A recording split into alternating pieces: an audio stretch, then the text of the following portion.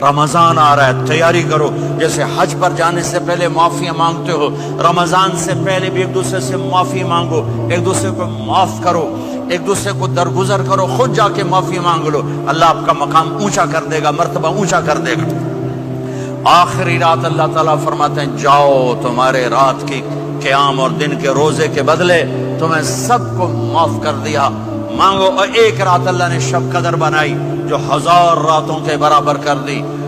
وہ آج آپ کی تو راتیں بڑی چھوٹی ہیں، 5 راتیں جاگ لو، 3 گھنٹے دی بھی نہیں رات ہوندی، تو 5 راتیں جاگ لو، 21 23 25 27 29، ان میں سے ایک رات ضرور شب قدر ہوگی۔ ایک رات کا جاگنا 80 سال کی عبادت سے بڑھیا ہو جائے گا، صرف ایک رات کا جاگنا، ایک رات کا جاگنا۔ ایک شرط ہے، دل میں بغض نہ ہو، نفرت نہ ہو، حقارت نہ ہو، کسی مسلمان کو حقیر نہ جانو، بلکہ کسی انسان کو حقیر نہ جانو، تو آپ کی بندگی اللہ کی بارگاہ میں پہنچ کر آپ کے مقام کو اونچا کر دیں گی۔ تو عبادات میں ایک نماز ہے، پھر ایک روزہ ہے، پھر زکوٰۃ اور حج مالدار لوگوں کا فریضہ ہے، غریبوں کا نہیں ہے، متوسط طبقے کا نہیں ہے۔ تو عبادات کا جو نصاب ہے بڑا مختصر ہے۔ 5 نمازوں پہ کتنا وقت لگتا ہے؟ روزے سال کے بعد آتے ہیں، گنجائش ہے، بیمار ہو بعد میں رکھ لو، مریض ہو بعد میں رکھ لو، زکوٰۃ سارے سال میں کسی وقت دے دو، حج زندگی میں کب کسی وقت کر لو۔ یہ ایک چھوٹا سا نصاب ہے۔ دوسرا میرے نبی کی زندگی کا پہلو جسے میں ہائی لائٹ کرنا چاہتا ہوں، جو نمایاں ہے، جو روشن ہے، وہ میرے نبی کی زندگی ہے، وہ میرے نبی کے اخلاق ہیں، وہ میرے نبی کا درگزر ہے، میرے نبی کا پیغام محبت ہے۔ میرے نبی نے فرمایا اسلام کا سب سے مضبوط عمل کیا ہے؟ ایو اور الاسلام اوثق؟ صحابہ نے کہا الصلاۃ، نماز، آپ نے کہا نہیں۔ جہاد، آپ نے کہا نہیں۔ روزہ، آپ نے کہا نہیں۔ حج، آپ نے کہا نہیں۔ اسلام کا سب سے مضبوط عمل کیا ہے؟ صحابہ، نماز، جی نہیں۔ جہاد نہیں، روزہ نہیں، حج نہیں۔ اچھا یا رسول اللہ پھر کیا ہے؟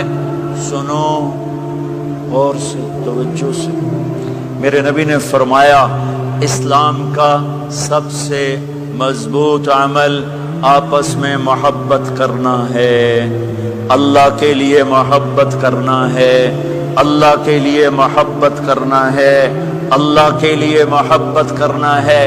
اسلام پیغام محبت ہے، میرے نبی کی زندگی محبت کی پوری تصویر ہے، کسی سے نفرت نہیں، بغض اللہ کے لیے، محبت اللہ کے لیے۔ یہ اسلام کا سب سے مضبوط عمل ہے۔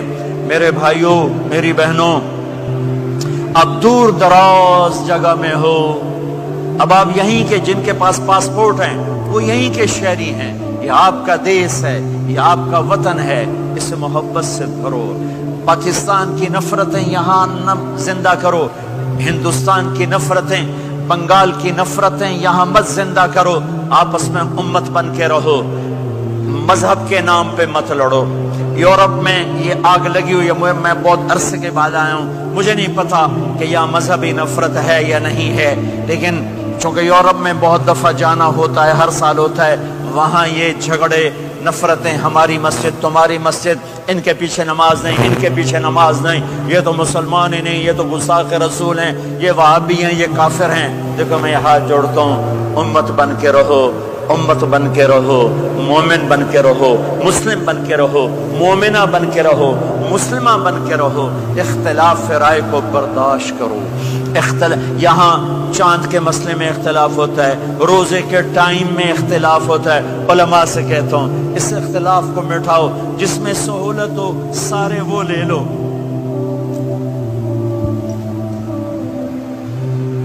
امت میں تفریق نہ پیدا کرو۔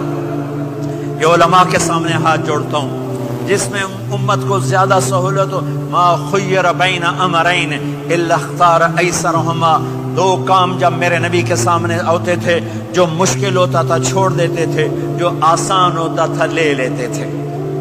تو میرے بھائی بہنوں، یہ مذہب کی نفرت پاکستان میں، بنگلہ دیش میں اور انڈیا میں آگ لگی ہوئی ہے۔ امت بن کے رہو، امت بن کے رہو۔